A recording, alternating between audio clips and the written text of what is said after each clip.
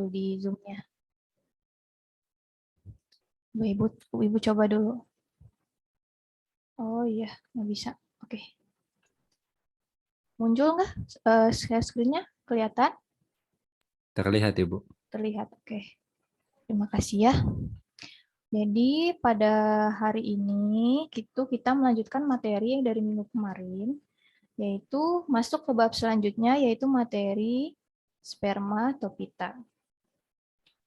Minggu lalu belajarnya tentang materi ini ya, Bryophyta sama Pteridophyta. Kalau Bryophyta itu dia tumbuhannya tidak berkormus, jadi dia tidak nampak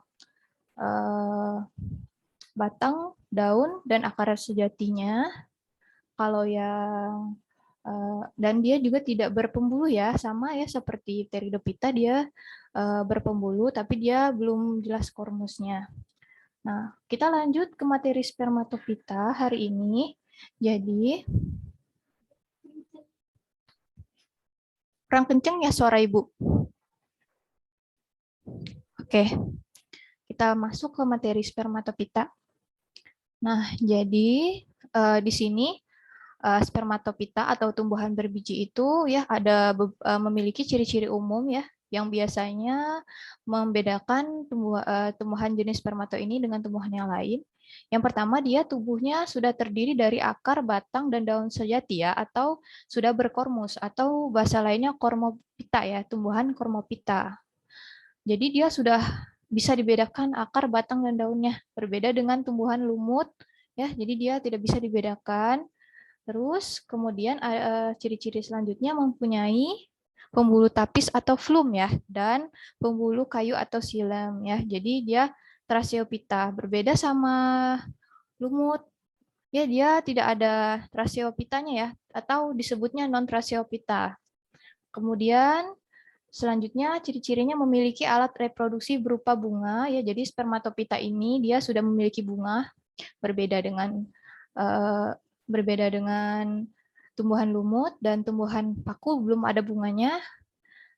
Nah, reproduksi melalui penyerbukan atau polinasi. Jadi dia reproduksinya bukan melalui spora lagi ya. Kalau kemarin kan mikrospora dan makrospora yang ada pada lumut dan paku itu dia tumbuh ya langsung dari tidak melalui penyerbukan, sedangkan pada spermatophyta itu melalui penyerbukan terlebih dahulu, karena makanya disebutnya dia mempunyai bunga seperti itu ya. Kemudian setelah terjadi penyerbukan atau polinasi nanti akan terjadi pembuahan atau fertilisasi. Kalau penyerbukan atau polinasi itu masih ingat nggak? Kalau penyerbukan itu kan serbuk sarinya jatuh di kepala putik ya.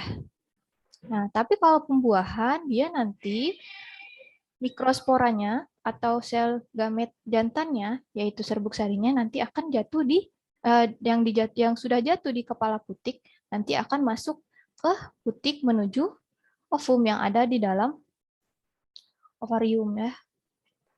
Nah, kemudian spermatophyta ini ternyata dibagi lagi menjadi dua golongan ya, atau dua subdivisi. Jadi spermatophyta itu divisi, kemudian dibagi lagi menjadi dua subdivisi ya.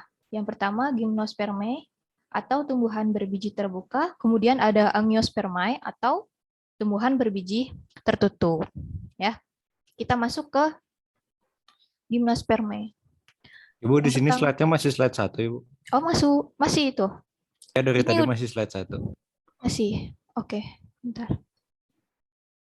Gangguan ya kayaknya. Makanya minggu kemarin kayak gitu juga. Ntar. Kalau kayak gini, kelihatan. Nah, sudah, Ibu. Udah, kayaknya mending kayak gini aja ya. Iya, Ibu. Oke.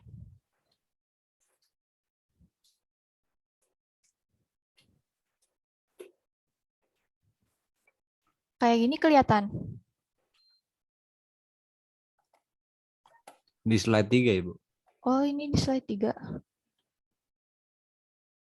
Ini kelihatan gymnospermae slide-nya? Terlihat. Oke, ya. Baik, jadi kita masuk ke subdivisi gymnospermae ya. Jadi gimnosperma ini adalah golongan yang pertama dari spermatopita ya. Jadi tadi spermatopita itu kan tumbuhan berbiji. Kalau gimnosperma ini dia tumbuhan berbiji tapi berbiji terbuka.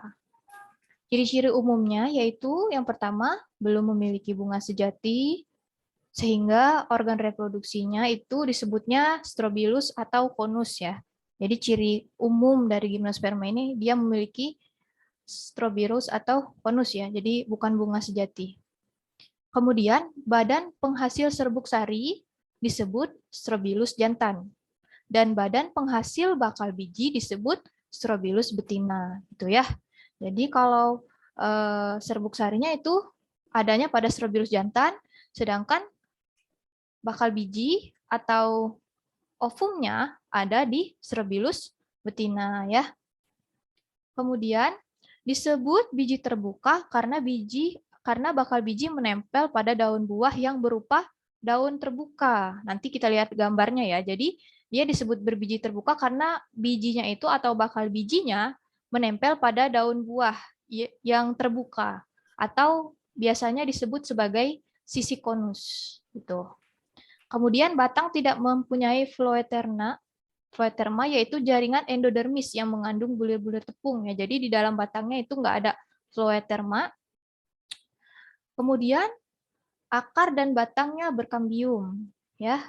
Berarti semua gimnosperma itu akar dan batangnya itu berkambium.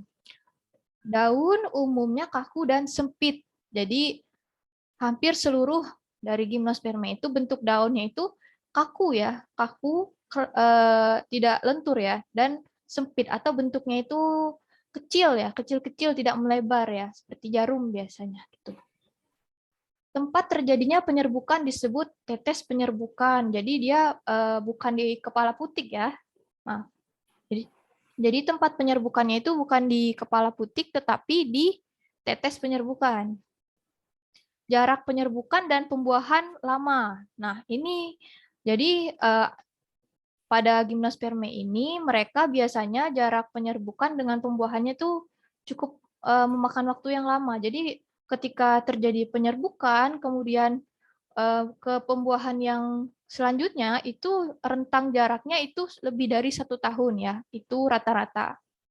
Kemudian pembuahannya tunggal, maksudnya pembuahannya tunggal di sini fertilisasinya antara spermatozoid dan ovum hanya menghasilkan embrio saja.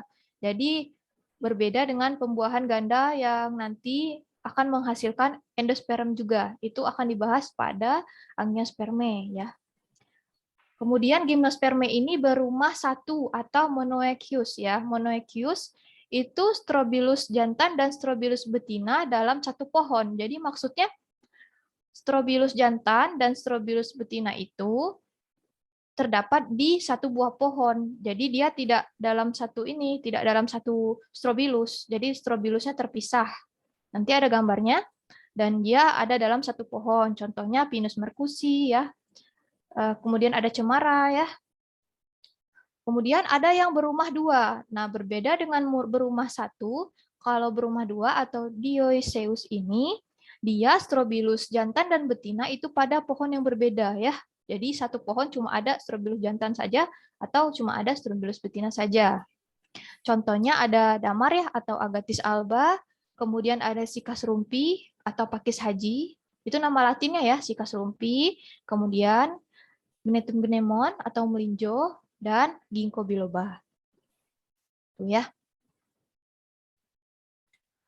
Ini kelihatan gambarnya? Berubah nggak slide-nya? Tidak, Ibu. Tidak berubah slide-nya? Oke. Tidak. Keluar. Yang ini kelihatan? Terlihat, Ibu. Oke. Ibu zoom. Kelihatan? Tidak, Ibu. Kayak slide biasa. Oke. Masih. Kelihatan nggak? Gambarnya terlihat sih, Bu, tapi yang bukan di Zoom itu. Oh iya, udah. Oke, kita pakai yang biasa aja ya.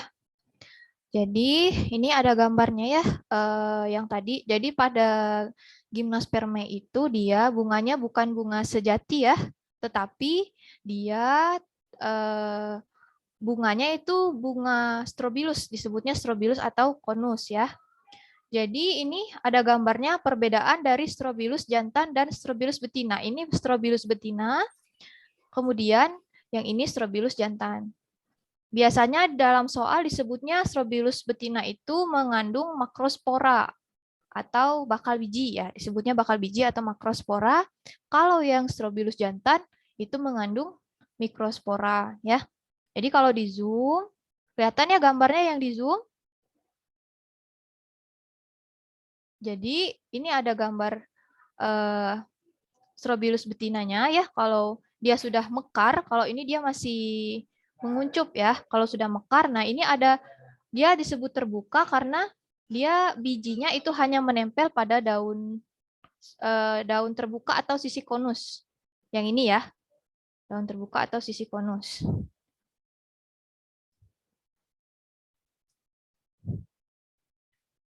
Kemudian kelihatan ya yang ini ya, nama bentar. Yang ini ya kelihatan tuh ya, kelihatan kan? Ini sisi konusnya, terus bijinya hanya menempel di bawah ya. Kalau yang di atas itu biji mudanya, masih kecil ukurannya ya. Kemudian kalau dia sudah berkembang, nanti bijinya akan menjadi biji dewasa. Kemudian ada Strobilus jantannya ya, ini ada Strobilus jantannya yang ini. Kalau dibuka satu ini ya, dibuka ini bentuknya seperti ini, Strobilus jantannya. Nah, kalau dibelah itu kelihatan ini ada mikrosporanya ya. Kalau makrosporofil itu kantungnya, satu buah makrosporofil ini di dalamnya ada sporangium. Sporangium itu kantung sporanya. Jadi makrosporofil ini berisi kantung spora atau mikrosporangium dan isinya ada mikrospora. Tuh ya. Terus nanti ini ada inti generatif sama inti vegetatifnya yang nanti akan mengalami pembuahan. Oke? Kita lanjut. Slide-nya bertukar. Bertukar, Ibu. Oke. Nah, yang tadi itu ada ciri-ciri umum dari gimnosperme ya. Kemudian kita lanjutkan ke klasifikasi gimnosperme. Jadi gimnosperme itu, ini S-nya kurang. Oke. Gimnosperme itu terbagi menjadi, ini bukan 2 kelas ya, ini terbagi menjadi 4 kelas ya. Jadi ini kelas yang pertama ada Cicadinae ya. Cicadinae ini memiliki ciri-ciri batangnya berkayu, percabangan batangnya roset ya. Roset itu maksudnya dia bentuknya seperti nanas. Jadi daunnya itu memanjang sampai ke akar. Jadi batangnya hanya pendek saja. Tuh. Kalau dibayangkan roset itu seperti batang nanas. Tanaman nanas itu contoh dari roset ya. Kemudian memiliki daun yang bentuknya menyirip, tulang daunnya menyirip. Anggota kelas Cicadinae ini tergolong tumbuhan dioecious. Masih ingat dioecious yang tadi? Jadi dia, kalau dioecious itu, dia strobilusnya dalam pohon yang berbeda ya, 2 rumah ya. Berumah 2. Jadi Strobilus jantan pada pohon A, Strobilus betina pada pohon B ya. Jadi Strobilus jantan dan betina itu pada 2 pohon yang berbeda. Contoh dari Cicadinae ini ada Akis haji atau nama latinnya Sikas rumpi. Ya. Kemudian kelas yang kedua ada Gnetine ya. Jadi Gnetine ini memiliki habitat berupa semak, perdu, dan pohon. Ciri-ciri yang dimiliki oleh anggota kelas ini yaitu memiliki batang berkayu. Sama ya kayak yang Cicadinae, itu sama-sama batangnya berkayu. Kemudian merupakan tumbuhan dioecious lagi ya, dioecious lagi sama tumbuhan berumah 2. Contohnya adalah melinjo ya, Gnetum gnemon ya. Disebutnya biasa aja Gnetum gnemon, jadi nggak harus pakai bahasa Inggris di pronunciation karena ini bahasa ilmiah ya, bukan bahasa Inggris. Gnetum gnemon. Kemudian ada Ginkgotinae ya. Jadi kalau Ginkgotinae ini kelas ketiganya yaitu memiliki ciri-ciri habitatnya berupa semak, batang, dan akarnya berkayu, serta memiliki daun yang berbentuk seperti kipas ya. Jadi ciri khas dari ginkgo tineae ini dia daunnya berbentuk seperti kipas. Nanti ada gambarnya ya. Kemudian dengan warna keemasan ya. Mayoritas atau sebagian besar itu ketika dia sudah mulai dewasa itu warnanya akan keemasan, tapi kalau masih muda warnanya masih hijau. Contohnya ada ginkgo biloba ya, sering lihat di iklan-iklan ya, ada apa yang mengandung ginkgo biloba? Lupa ya. Pokoknya ini ginkgo biloba itu dia adalah termasuk ke dalam ginkgo tineae ya. Kemudian ada coniferae ya, atau di sini kelas coniferae ini memiliki spesies yang paling banyak ya. Jadi di antara keempat kelas dari Gymnospermae ini, coniferae ini dia anak anggotanya atau spesiesnya itu yang paling banyak dibanding yang lain. Kemudian dia disebut sebagai tumbuhan konifer ya. Pernah dengar ya tumbuhan konifer itu pasti identiknya sama pinus ya, cemara kayak gitu ya. Yakni kelompok tumbuhan yang memiliki organ reproduksi berupa konus ya. Sama kayak tadi ya konus atau strobilus ya, nama lainnya. Strobilus adalah nama lain dari konus. Konifer. Nah, jadi nama konifer ini diambil dari kata konus dan fere ya. Artinya kerucut. Konus itu artinya kerucut, fere itu artinya membawa atau organ reproduksi yang memiliki bentuk seperti sisik, kerucut gitu ya. Jadi dia itu di dalam kerucut itu terdapat sisik-sisik seperti yang ada pada gambar Strobilus betina tadi ya, atau sisik daun ya, sisik konus. Kemudian tumbuhan konifer disebut juga dengan tumbuhan evergreen. Jadi dia selalu hijau meskipun pada saat musim dingin itu dia selalu hijau. Ya, tumbuhan konifer itu daunnya akan selalu hijau. Di daerah salju itu ya banyak hutan-hutan pinus yang di luar negeri itu ya, itu walaupun dia dalam musim dingin dia daunnya itu akan selalu hijau. Contohnya ya yang itu ya yang biasa keluar di soal-soal itu salah satunya Pinus mercusi ya. Itu nama lain, nama Latin dari pohon pinus. Tuh ya. Kita lanjut. Nah, ini ada contoh gambar dari tanaman spermatopita yang gymnospermae ya. Ini ada gambar sikas rumpi, kemudian ada Pinus mercusi. Kelihatan gambarnya? Slide-nya keganti? Ganti, Bu. Oke. Kelihatan ya, ini ada sikas rumpi. Ada yang di rumahnya punya tanaman sikas rumpi nggak? Kan biasanya ada tuh di depan-depan rumah orang, kan ada yang koleksi tanaman hias pakis haji, gitu ya. Kemudian ada Pinus mercusi, ya udah tahu lah ya, pohon pinus, atau kadang orang bisa nyebutnya pohon cemara ya. Kemudian ada Agathis alba atau damar ya. Pohon damar itu termasuk ke dalam yang konifer tadi, termasuk. Kemudian ada ginkgo biloba ya, yang ini yang tadi daunnya seperti kipas. Ini ginkgo biloba. Kemudian ini ada melinjo ya, ini ada ini ya, ini udah jadi buah ya kalau yang ini. Jadi kalau melinjo ini tuh udah jadi buah yang warna kuning sama merahnya. Tapi kalau misalkan dia masih bentuk kerucut, ada yang warna hijau, dia bentuknya kerucut, itu strobilusnya. Tuh ya. Dia bentuknya kayak numpuk-numpuk gitu.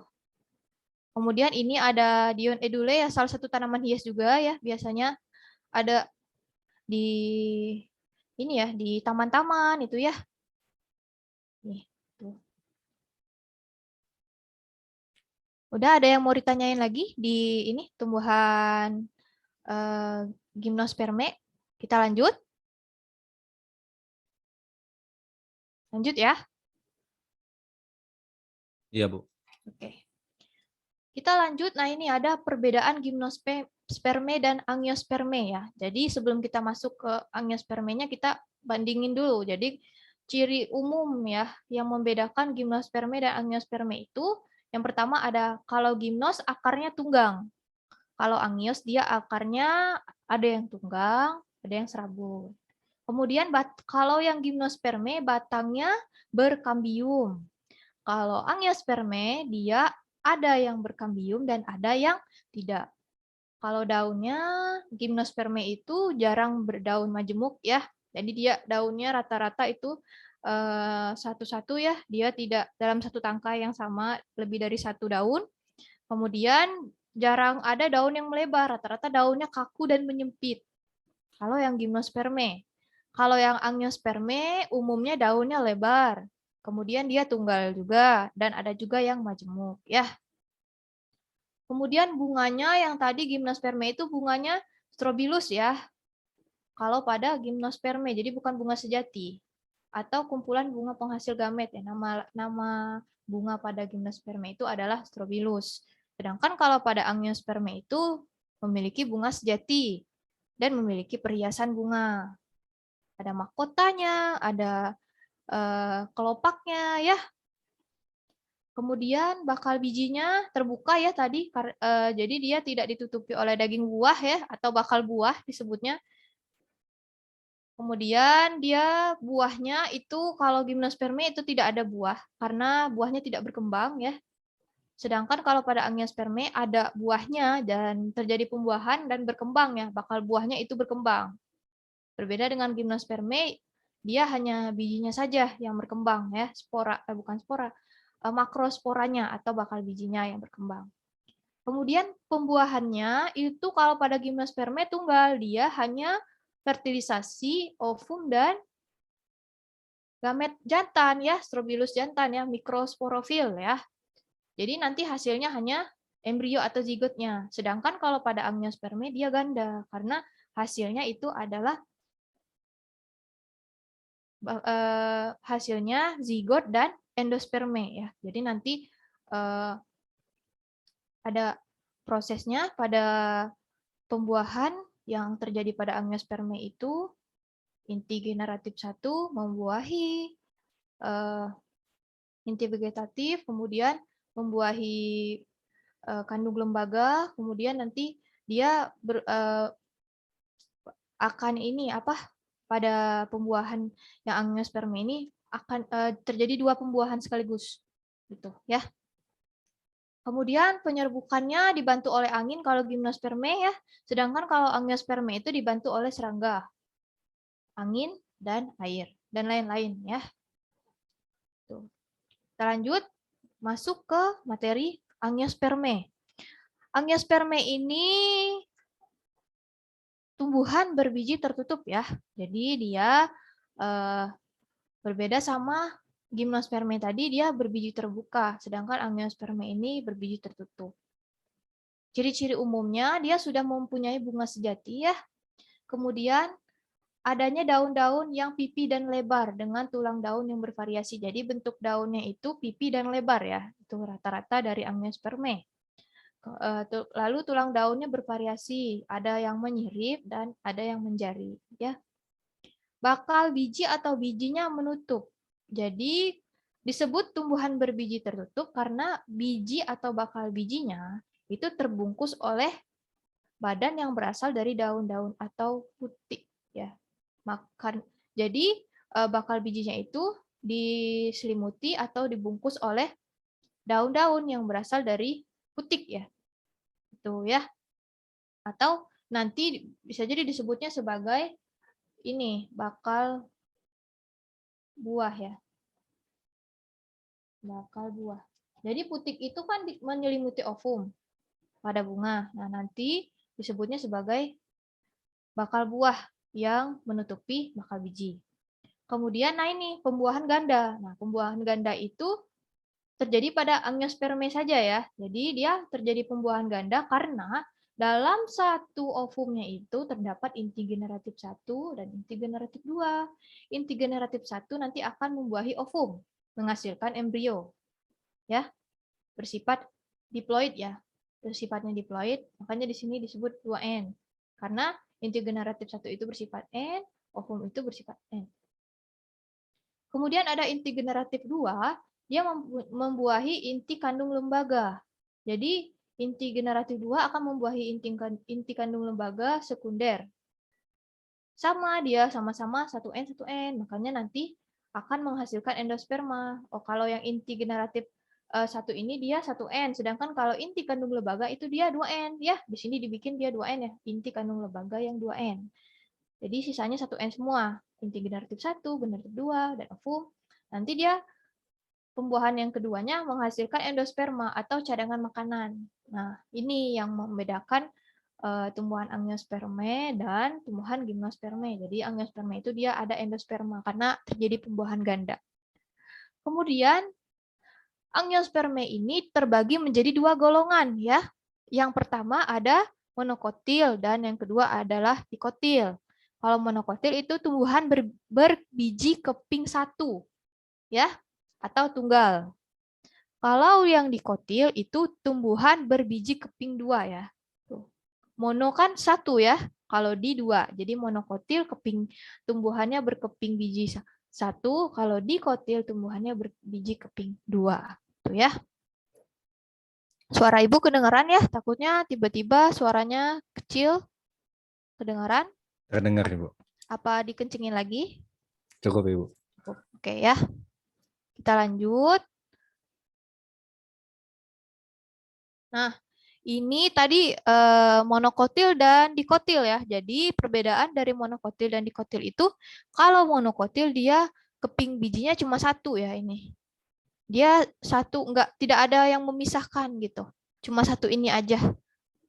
Sedangkan kalau tumbuhan dikotil, dia kepingnya 2. Jadi kalau dia dibelah, dia memang berbeda gitu. Ada 2 keping gitu ya. 2 keping utuh yang pada dasarnya menempel gitu kalau dibuka ya. Ini biasanya contohnya pada kacang hijau ya. Sedangkan kalau pada monokotil itu contohnya pada jagung ya. Berarti jagung itu monokotil. Coba lihat ya, ini ada kulit bijinya, ada pelumulanya, ada radikula. Kalau pelumula itu adalah cabang daun. Kalau pelumula ya, kalau radikula itu cabang akar ya, nanti ketika tumbuh radikula ini akan tumbuh menjadi akar. Kalau kotiledon ini endospermnya ya. Jadi ini untuk sebagai cadangan makanannya. Ketika embrionya ini, yang ini ya embrionya, poros embrio itu tumbuh ketika proses perkecambahan. Sama ini ya pada monokotil juga, dia kotiledonnya ada, cuman kotiledonnya kecil ya, sedikit ya. Tidak sebanyak pada dikotil ya. Terus kotiledonnya cuma 1, sedangkan pada dikotil kotiledonnya ada 2 ya. Itu yang membedakan dikotil dan monokotil ya. Kalau jagung atau monokotil kotiledonnya hanya 1 karena dia 1 keping kan. Tapi kalau pada dikotil kotiledonnya ada 2 ya. Sama ya. Ini ada radikulanya, ada endospermanya ya. Gitu ya. Bisa dipahami?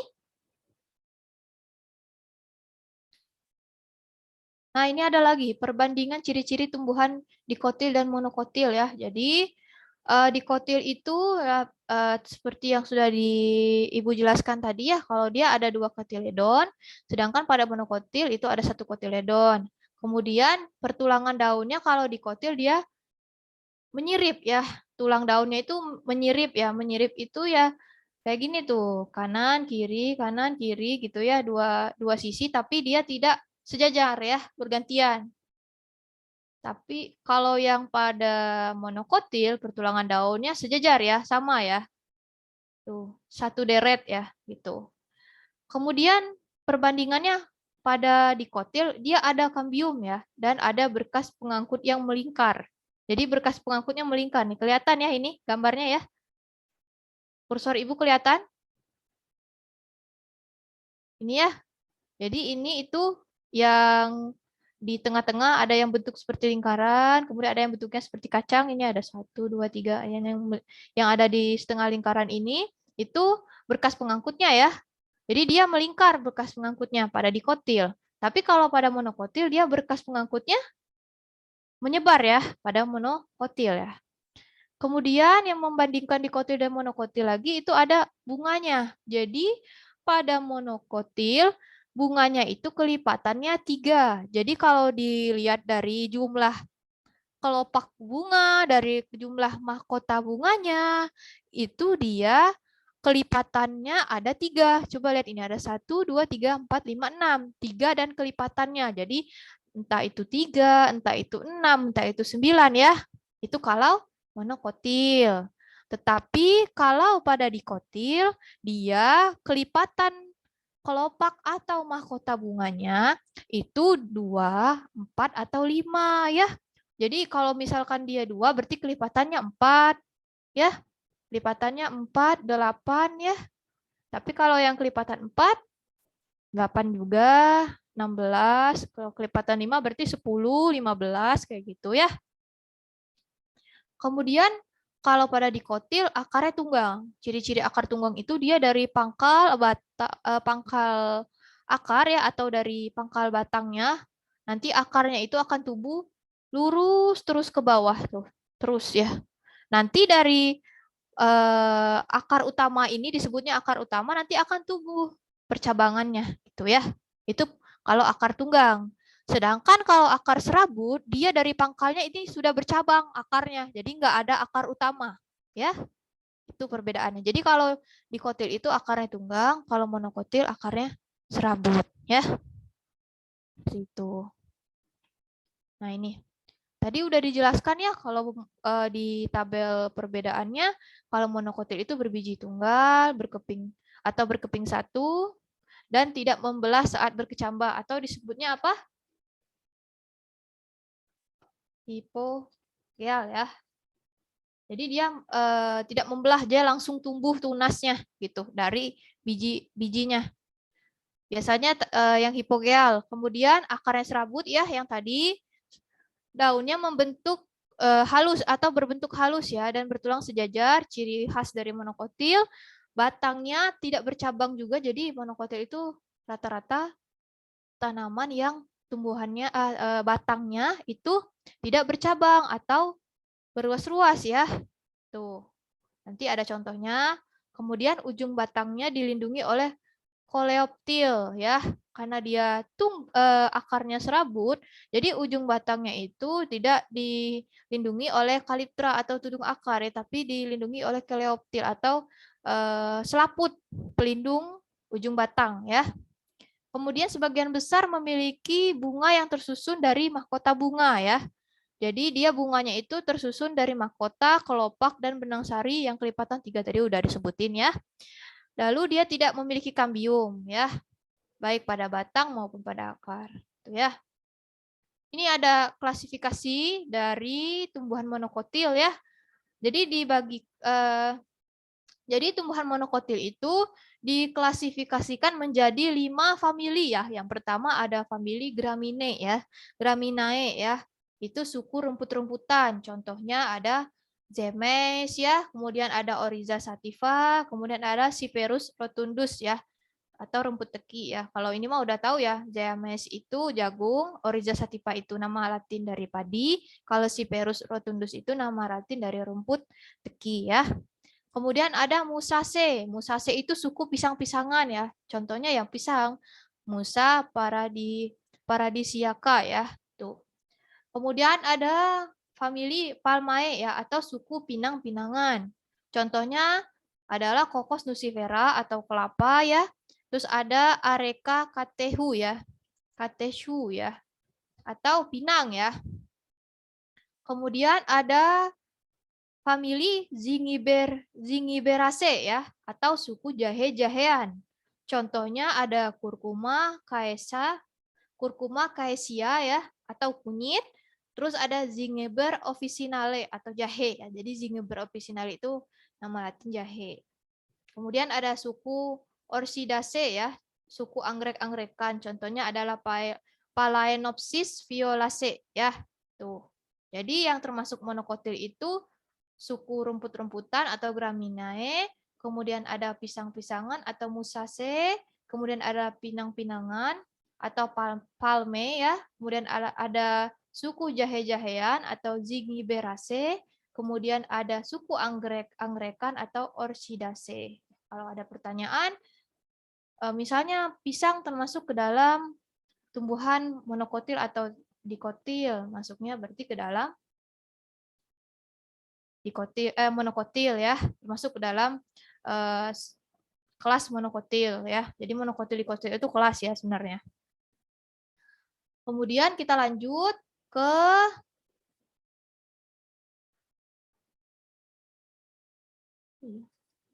ya. Kita lanjut dikotil ya. Jadi dikotil ini memiliki ciri-ciri umum. Yang pertama memiliki biji berkeping dua ya. Terus membelah saat berkecambah atau biasanya disebutnya epigeal ya. Jadi dia pada saat perkecambahan dia batangnya membelah dan dia keluar juga ya. Kemudian akarnya tunggang ya tadi jadi ada akar utamanya, kemudian memiliki batang yang bercabang. Lalu tulang daunnya oval atau menjari dan tidak memiliki tudung akar atau ini tudung akar yang double ya. Jadi dia tidak memiliki tudung akar atau memiliki berarti ya. Berarti dia ada yang memiliki dan ada yang tidak memiliki tudung akar atau kaliptra ya. Kaliptra ya. Batangnya berkambium, kemudian akar dan batang memiliki bentuk yang membesar ya. Jadi mayoritas dikotil itu dia batangnya itu diameternya besar-besar, pohonan seperti itu ya. Beda sama monokotil tadi rumput-rumputan, terus apa lagi tadi anggrek ya. Tuh. Jadi kalau dikotil ini dia berarti dia sejenis pepohonan juga ya, ada mayoritas. Jadi batangnya yang besar. Akar dan batangnya berbentuknya yang besar ya. Memiliki xilem dan flum ya sama pada bagian bunga tersusun sama ya, mahkota, kelopak, pedang sari, tetapi kelipatannya 2, 4, 5 tadi sudah disebutin ya sebelumnya ya. Tuh ya. Nah, ini ada contohnya ya. Kalau tumbuhan dikotil itu diklasifikasikan menjadi beberapa suku atau famili ya. Yang pertama ada suku getah-getahan atau disebutnya Euphorbiaceae ya. Contohnya ada Manihot utilissima atau ketela pohon ya. Atau Ubicitella ya. Ketela pohon. Kemudian ada Havea brasiliensis atau tanaman karet ya. Lalu ada suku kacang-kacangan ya. Ada Papilionaceae disebutnya ya. Contohnya ada Arachis hypogeae atau kacang tanah, kemudian ada Vigna sinensis atau kacang panjang, kemudian ada Phaseolus radiatus atau kacang hijau. Ya, ini nama latinnya ya. Kemudian ada suku terong-terongan ya atau Solanaceae ya. Contohnya ada Solanum lycopersicum atau tomat ya. Kalau ini ada cabai itu nama latinnya Capsicum annum ya, tuh cabai atau kadang disebutnya capsicum aja ya. Kemudian ada suku Rubiaceae itu contohnya ada mengkudu ya, anggotanya yaitu contohnya Morinda citrofolio ya atau buah mengkudu. Pohon mengkudu ya. Kemudian ada Malvaceae ya, contohnya Hibiscus rosa sinensis atau bunga kembang sepatu ya. Tahu kan bunga kembang sepatu? Kemudian ada Apocyanaceae. Contohnya ada bunga Kamboja, ada nama latinnya Plumeria acuminata ya, acuminata itu ya, biar gampang diingat. Kemudian ada Solfulfulaceae. Tuh, susah nyebutinnya ya. Solfulfulaceae. Contohnya ada kangkung ya, nama latinnya Ipomea reptans ya, itu kangkung. Kalau Mimosaceae itu contohnya ada putri malu ya atau Mimosa pudica nama latinnya ya. Kemudian ada famili Bambusaceae ya. Bambusaceae itu contohnya Durio zibertinus ya atau durian ya. Tuh. Kemudian ada Caesalpiniaceae ya. Caesalpiniaceae. Contohnya ada Caesalpinia pulcherrima atau kembang merak. Kemudian ada Urticeae ya. Contohnya ada Ficus elastica atau karet kebo ya. Untuk gambarnya udah pada tahu lah ya kalau kangkung, durian, kembang sepatu ya, mengkudu udah pada tahu semua ya. Tuh ya. Mungkin untuk materinya sampai segini. Nanti kita lanjut ke soal. Ada yang mau ditanyain? Belum ada, Ibu. Belum ada.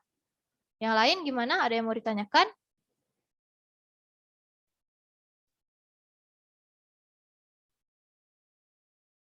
Yang lain?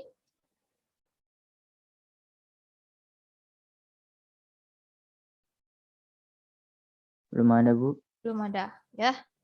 Baik. Kita ke soal ya. Di bukunya ada di halaman berapa ya? Di bukunya itu ada di halaman 29 ya. Tuh ya, jadi kita bahas soal-soalnya. Yang pertama dari banyak nih ya, tapi ini Ibu pindahin. Kita lanjut, masih ada 30 menit lagi. Oke, kita bahas. Di nomor 1, ada yang mau menjawab atau ada yang udah menjawab? Silakan. Ada yang mau? Monica? Apa Ibu jelasin aja satu-satu? Belum ada soalnya, Ibu. Oh, belum muncul. Oke, Ibu sebutin dulu. Ibu ganti dulu slide share-nya ya. Ini mana sih?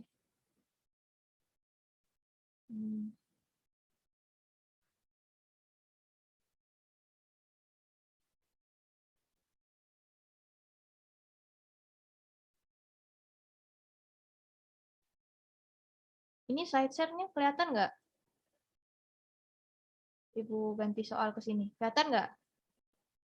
Nggak kelihatan. Masih di PPT, Ibu. Oh, masih di PPT. Bentar.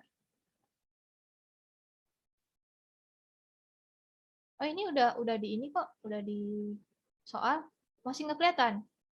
Masih, Ibu. Oh iya. Bentar. Ibu coba. Mas ya.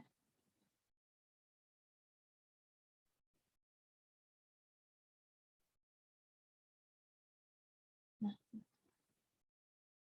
Oke. Ibu share screen yang soal ya. Kelihatan? Kelihatan, Ibu. Oke ya, kita masuk ke soalnya. Ibu coba pakai pointer ya. Jadi di soal nomor 1 ya langsung aja ya. Angiospermae dan Gymnospermae digolongkan pada divisio Spermatophyta karena keduanya, ya apa ini jawabannya? Karena keduanya menghasilkan gamet, iya betul, menghasilkan gamet, dua-duanya. Terus membentuk biji, ya membentuk biji juga. Tetapi tidak membedakan ya. Kemudian memiliki pembuluh angkut.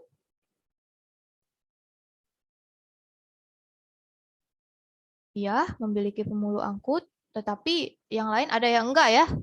Mengalami pembuahan ganda. Enggak ya, kalau gimnos dia pembuahannya tunggal ya. Kalau gimnos itu dia kalau ini salah berarti ya. Ini salah. Aduh, bentar.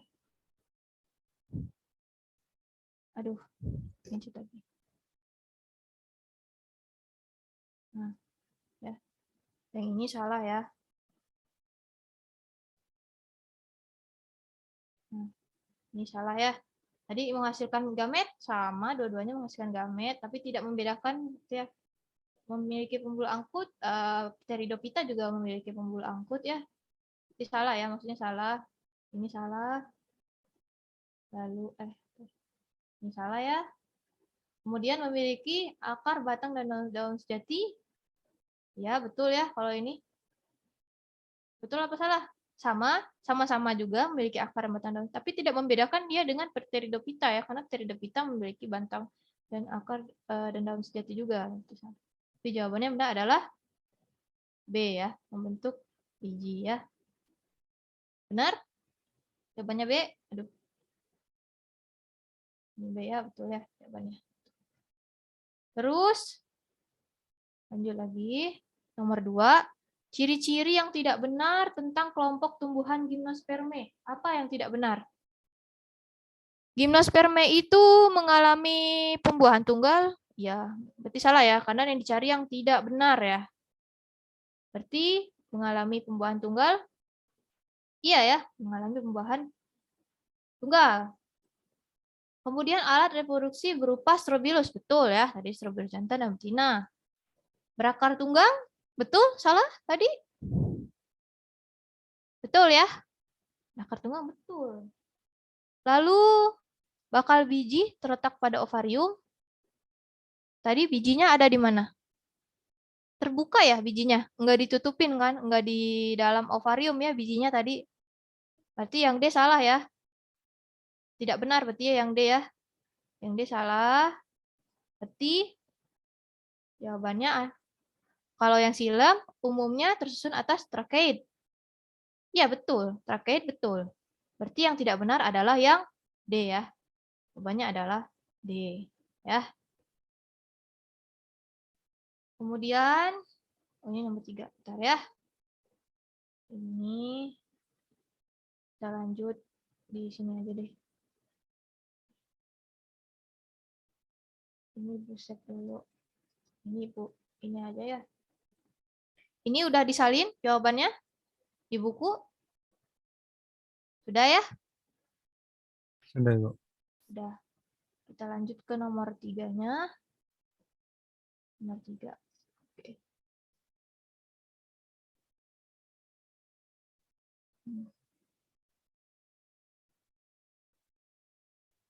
Kita buka pen yang baru.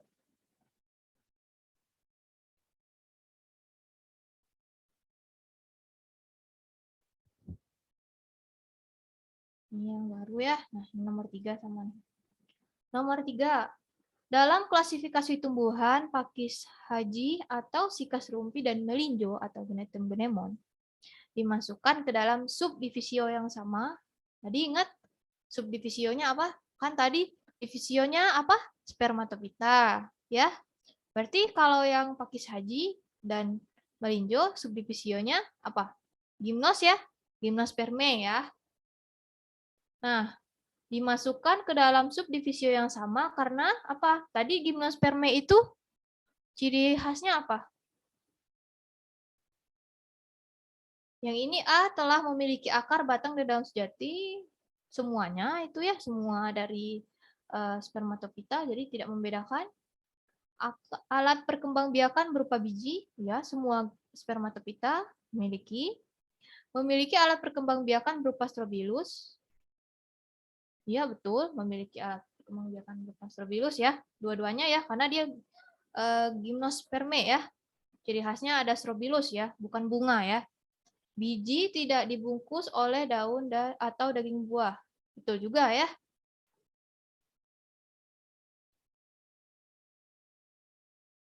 Nah, berarti yang ini tadi, yang ini tidak ya. Tidak ya. Waduh. Yang ini tidak ya. Nah, tadi. Nah. Ini tidak ya. Tidak. Kemudian alat perkembangbiakannya, biji enggak ya. Ini tidak membedakan ya. Tidak membedakan dia ke dalam subdivisionya. Karena tadi subdivisionya apa? Masih ingat? Subdivisionya adalah apa? Subdivisionya itu gimnosperme ya, subdivisionya ya. Ini ya, warnanya warna merah aja deh. Ini bisa ya. Ya, ini subdivisionya gimnosperme ya, ini. Kemudian dia memiliki alat perkembangbiakan berupa strobilus. Betul ya, tadi udah dibetulin. Biji tidak, ini juga betul ya. Memiliki pembuluh angkut berupa xilem dan flum. Trakit ya tadi ya, belum ya. Enggak. Berarti jawabannya antara C dengan D. Tapi kan dia yang dicari itu ada gimnosperme. Gimnosperme itu tadi kan pengertiannya apa? Tumbuhan berbiji terbuka ya. Berarti jawabannya adalah D ya. Tuh. Nomor 4. Jika strobilus jantan dan strobilus betina pada suatu pohon. Tadi ingat ya ada monoecious sama dioecious ya. Tapi di sini ada uniseksual ya. Kalau monoecious ini tadi satu rumah. Masih ingat nggak pinus itu dia tadi apa? Termasuknya ke monoecious kan? Karena dia dalam satu pohon ada Strobilus jantan dan Strobilus betinanya ya. Jadi pinus itu Strobilus jantan dan betina dalam satu pohon atau disebutnya monoecious ya. Tetapi uniseksual atau biseksual, Bu, maksudnya uniseksual itu apa? Jadi uniseksual itu maksudnya dia seperti bunga sejati. Dalam satu bunga ada sel kelamin jantan atau serbuk sarinya dan ada putiknya. Ada ovumnya ya atau sel kelamin betinanya. Sedangkan pada pinus dia berbeda. Strobilus jantan dan betina tidak sama, ya kan? Ingat ya yang tadi. Jadi Strobilus jantan atau bunga Strobilus jantan cuma ada serbuk sari, sedangkan bunga Strobilus betina cuma ada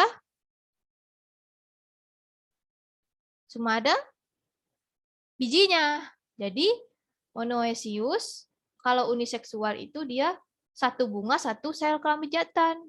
Ya, kalau biseksual itu satu bunga dua sel kelamin jantan. Berarti jawabannya yang mana?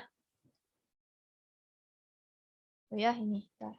Kalau monoecious betul ya, berarti yang ini salah semua ya. Ini salah semua ya karena dia tidak dioecious ya. Dia satu Strobilus jantan dan betina terpisah. Jadi satu bunga cuma ada satu Strobilus ya, satu jenis Strobilus kelamin ya. Berarti dia jawabannya uniseksual ya. Jadi uniseksual itu dia satu bunga,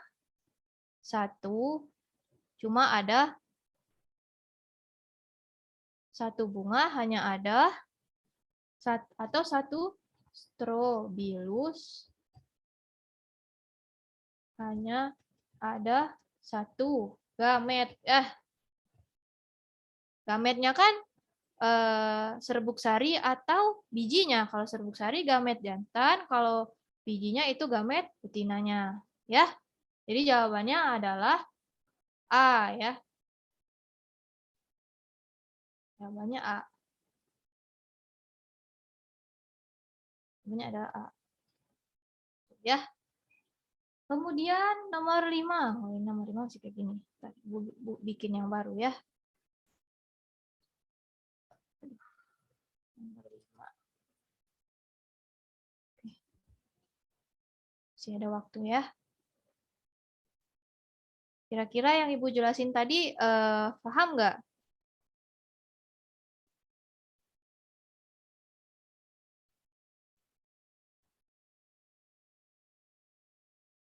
Nah ini ya, ini nomor 5. Kita lanjutkan.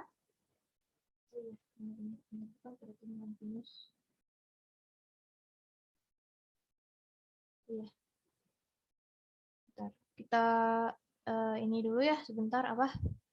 Kita lompat dulu sebentar. Ini ada sedikit keraguan ya di soal nomor 5. Kita ke nomor 6 dulu. Ya. Di nomor 6. Pernyataan yang tidak tepat untuk ginkgo biloba. Ginkgo ya, ini jawaban harusnya ya. Ginkgo biloba. A. Kormopita, betul ya.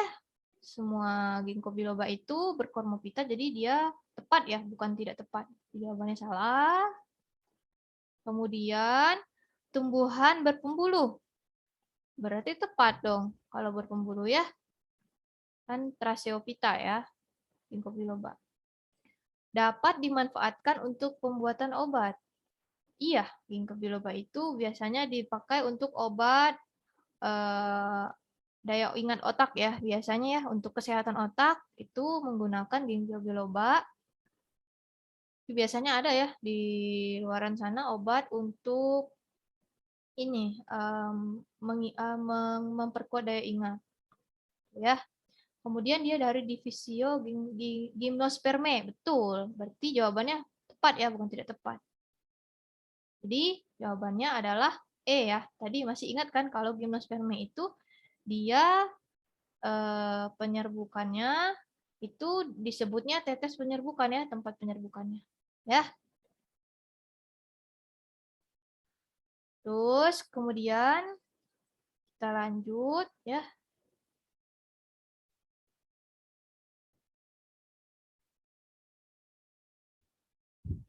Save aja dulu. Cepat. Oke, nanti kita lanjut. Oh ini, kita lanjut lagi nomor 7 ya. Ntar Ibu print screen dulu.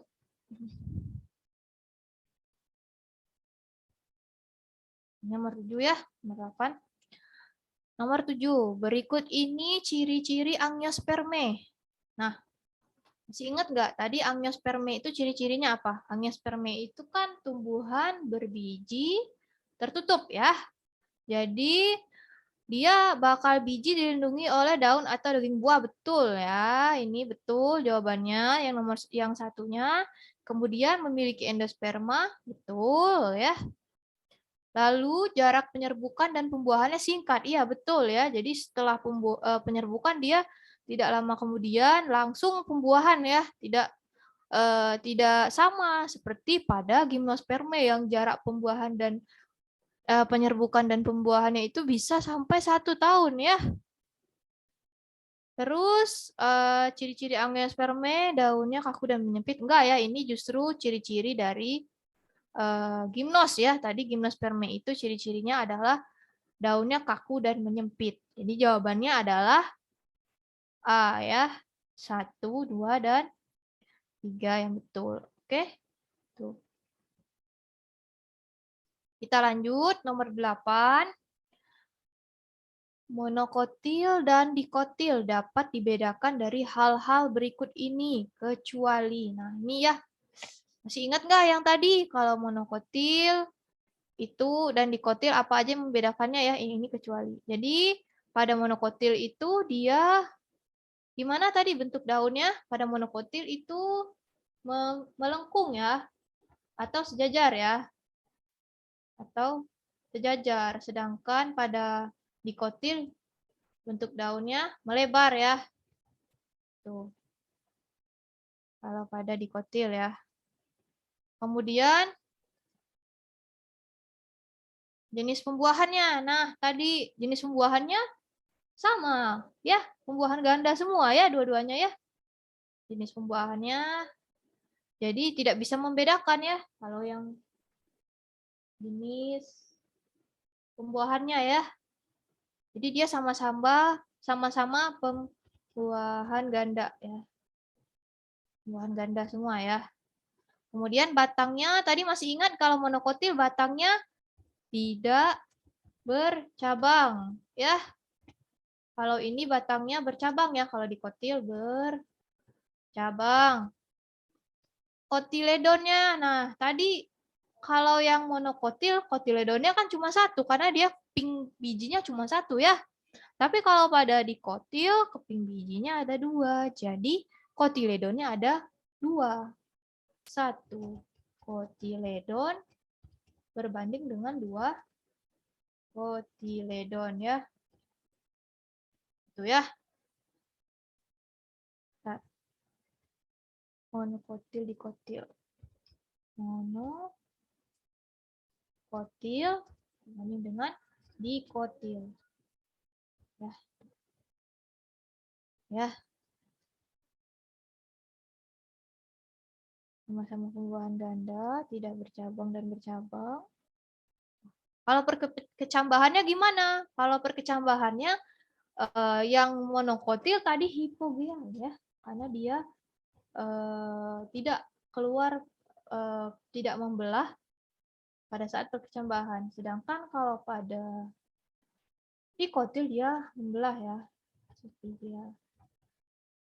Ya, jadi yang sama yang jenis pembuahannya ya, yang sama tadi itu. Bentar. Tuh. Jenis pembuahannya sama. Berarti jawabannya adalah B ya.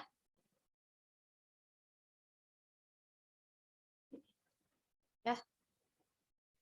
Lanjut. Nomor 9. Nah, cek dulu. Nomor 9. Dari kok di ini dulu ya.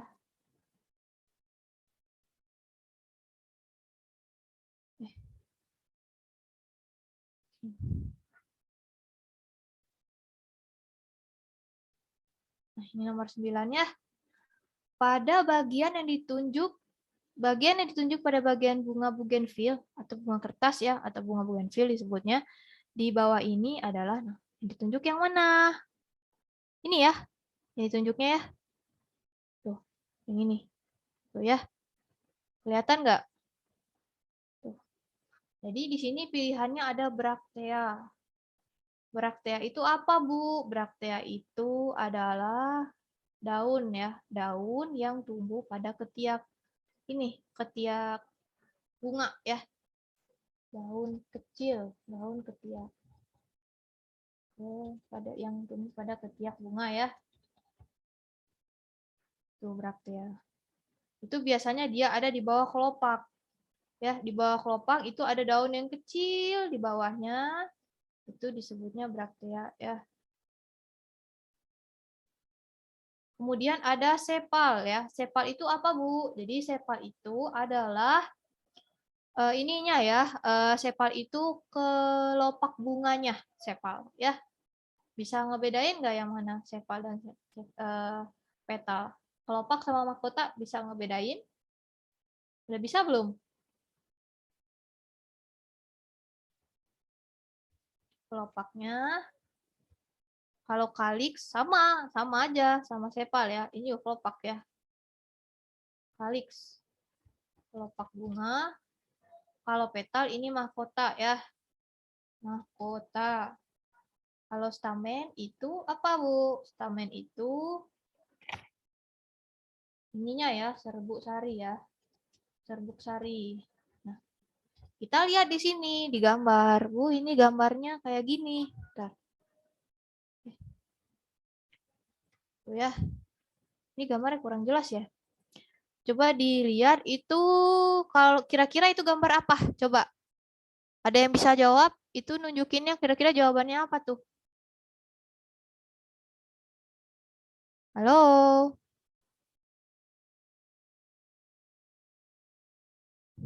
Nggak apa-apa, salah juga nggak apa-apa. Coba.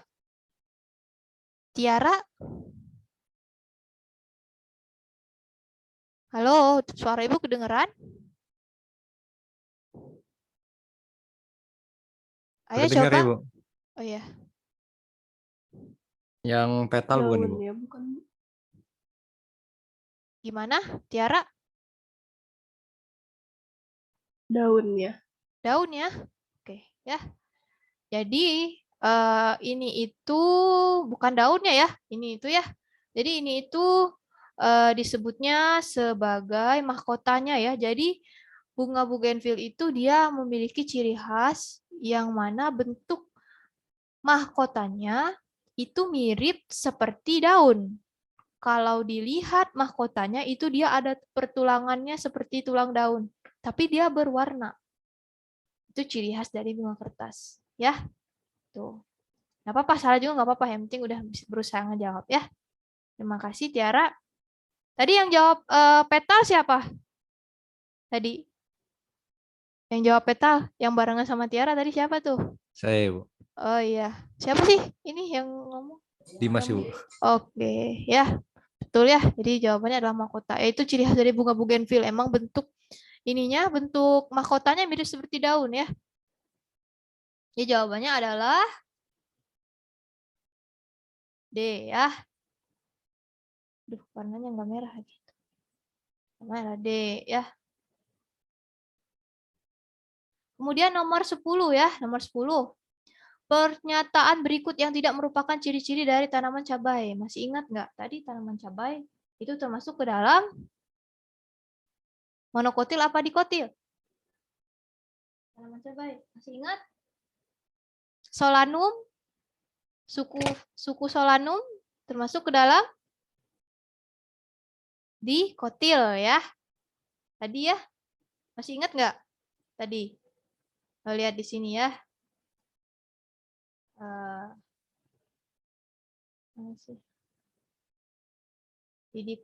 Termasuk dikotil ya. Tadi Solanum.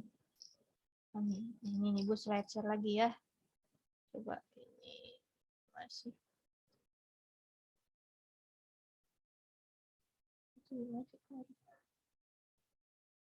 Oh, bisa ya. Coba ini di close dulu ya. Tuh, kelihatan nggak? Muncul nggak? Enggak ya. Nah, jadi dikotil itu salah satu dari familinya itu ada Solanum ya, atau suku terong-terongan ya. Jadi cabai itu masuk dalam suku terong-terongan ya. Karena bentuknya juga mirip-mirip sih sebenarnya, ada tangkainya gitu ya. Seperti terong ungu ya. Ternyata dia satu suku ya, Capsicum annum ya. Atau di sini kita lihat berarti dia dikotil ya. Capsicum annum itu ciri-ciri dikotil tadi apa? Bunganya berbentuk bintang. Bintang itu ada berapa lengan? Ada 5 lengan ya, bintang itu. Ya, berarti betul ya.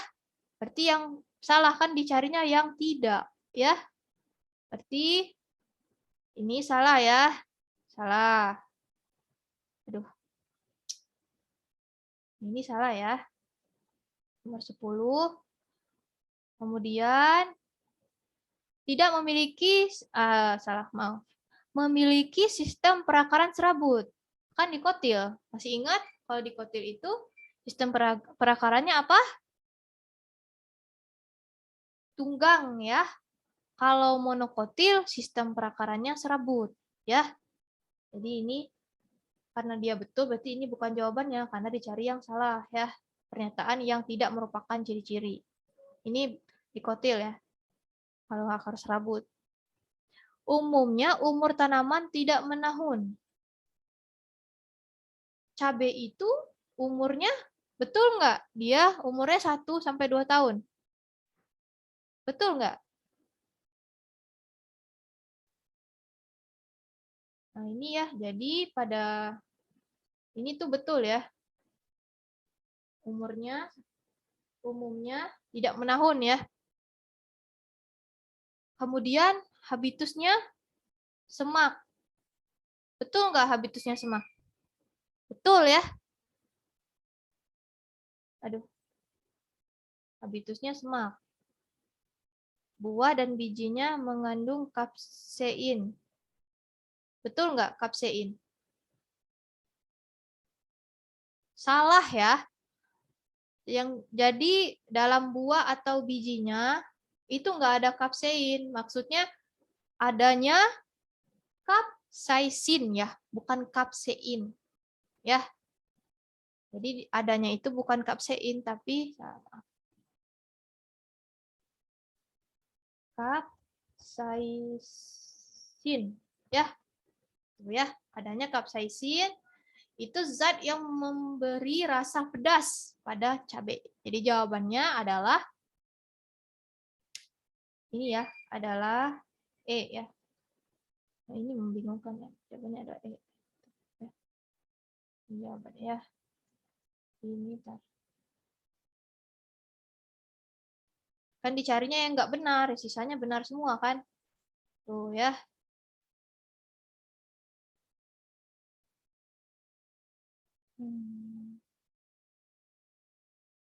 Jadi benar, ini tadi benar. Kan dikotil-dikotil. Ini pada dikotil. Oke. Jadi ini baru tahu ya ternyata cabai itu umur tanamannya itu bisa sampai 24 bulan atau 2 tahun ya maksimal. Jadi dia biasanya itu panennya itu ketika masih muda umur 3 bulan sudah bisa panen ya. Namun dia masa periodenya itu 6 bulan. Jadi setelah 3 bulan, kemudian 3 bulan lagi baru bisa panen seperti itu. Dan bisa berlangsung selama 1 sampai 2 tahun umurnya ya. Kita lanjut nomor masih itu ya, masih bisa. Udah, ya betul nomor 5. Kita lanjut di nomor ketukar nggak sih slide-nya ini Ibu setiap slide share-nya nomor soalnya ganti kan? Nomor soalnya jalan kan ya? Halo? Nomor soalnya jalan ya? Masih di 10, Ibu. Iya, masih di 10. Ibu kira tadi apa? Nggak berubah ya. Ini berarti benar ya. Mari Ibu, N dulu. Ini ya, nomor 11 lagi ya. Tumbuhan berikut ini memiliki struktur akar yang termodifikasi dan berfungsi sebagai organ penyimpanan cadangan makanan kecuali. Yang ditanyakan kecuali. Ya. Jadi memang pada beberapa tumbuhan itu dia menyimpan cadangan makanannya pada akar ya, yang akarnya besar ya, yang akarnya mengembang ya atau membesar istilahnya ya. Tapi yang dicari kecuali. Ya, di sini yang dicarinya kecualinya ya. Kecuali ya. Yang pertama ada wortel. Wortel akarnya membesar kan, wortel kan berasal dari akar ya, wortel itu ya. Berarti jawabannya salah ya, karena yang dicari kecuali. Karena wortel itu menyimpan cadangan makanan. Singkong juga menyimpan cadangan makanan.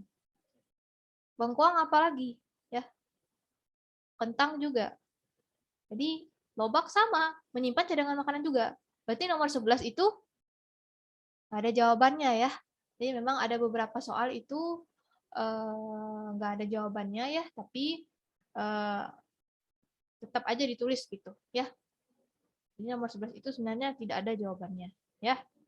Karena dia ini betul semua ini. Tuh ya. Pada wortel iya, menyimpan cadangan makanan, singkong iya, bengkoang iya, kentang iya, lobak iya. Jadi yang kecualinya nggak ada. Gitu ya. Kita lanjut ke, waktunya udah mau habis nih. Lanjut aja ya, sedikit lagi ya. Kemudian nomor 12, Ibu coba stop share aja deh biar cepet ya waktunya ya. Nah ini ya, screen share aja yang soal ya. Yang soal ini nih ya. Nah ini nomor 12, pada buah kelapa bagian padat berwarna putih yang enak dimakan merupakan bagian buah yang disebut apa? Ada yang bisa jawab? Ya, ada. Amira? Ada ya, kita percepat aja ya. Karena waktunya udah habis. Pada buah kelapa itu bagian yang berwarna putih ya, yang biasa dimakan ya, itu disebutnya endosperma ya. Endospermanya ya, jadi jawabannya 12 adalah E. Kalau perikarp itu maksudnya kulitnya ya. Perikarp itu termasuk ekso dan meso. Mesokarp dan eksokarp. Kalau eksokarp itu bagian kulitnya ya. Kulit yang di luar itu yang keras, yang licin, kulit luarnya itu disebutnya eksokarp. Tapi kalau serabutnya, serabut kelapanya disebut mesokarp ya. Jadi kalau ada pertanyaan bagian putih pada kelapa itu endosperma, kalau serabutnya ada mesokarp ya. Nomor 13, pernyataan mengenai bambu berikut adalah benar kecuali jawabannya apa? Jawabannya adalah D ya. Jawabannya adalah E ya. Jadi bambu itu rizomanya atau akarnya tidak bercabang ya, karena di sini dicarinya adalah kecuali. Bambu itu berkembang biak dengan organ vegetatif ya, dia bisa bertunas. Betul ya. Jadi tidak kecuali ya. Jadi itu salah. Bambu dapat berkembang biak dengan biji. Ya, dia bisa berkembang biak dengan biji karena dia tumbuhan berbiji. Bambu merupakan tumbuhan berbunga, iya, dia termasuk tumbuhan berbunga karena termasuk dalam Angiospermae. Dan batangnya tidak bercabang, betul ya. Bambu itu batangnya tidak bercabang. Jadi jawabannya adalah E ya. Nomor 14, bagian berlabel X pada gambar berikut merupakan bagian dari jambu mete yang memiliki bentuk dan warna yang bervariasi. Berarti kalau bentuk dan warna yang bervariasi itu berarti yang buahnya ya, buah jambu metenya, bukan biji jambu metenya ya. Nah, kalau untuk buah jambu mete itu dia termasuk disebutnya sebagai daging buah ya. Karena dia menyelimuti bijinya. Kan bijinya ada di tengah-tengah buahnya ya. Jadi bagian yang berwarna-warni, yang warna merah, kadang warna kuning atau orange pada buah jambu mete yang sering dimakan oleh kelelawar itu adalah daging buahnya ya. Jadi jawabannya adalah C ya, daging buah ya. Nomor 15 yang terakhir nih. Proses eliminasi pada tumbuhan yang melibatkan emisarium digolongkan pada ini kalau proses eliminasi pada tumbuhan yang melibatkan emisarium, emisarium itu maksudnya lubang tepi ujung daun ya. Jadi lubang tepi ujung daun itu dia berfungsi sebagai apa? Berfungsi sebagai tempat pertukaran oksigen dan CO2-nya ya. Jadi transpirasi ya pada tumbuhan ya. Tumbuhan mah nggak ada respirasi ya, adanya transpirasi. Jadi jawabannya adalah A ya. Kalau pendarahan enggak, apalagi gutasi ya. Kalau evaporasi itu penguapannya ya. Kalau respirasi itu enggak terjadi pada tumbuhan, yang disebutnya transpirasi. Jawabannya adalah A ya. Oke. Mungkin segitu aja dari Ibu ya untuk hari ini.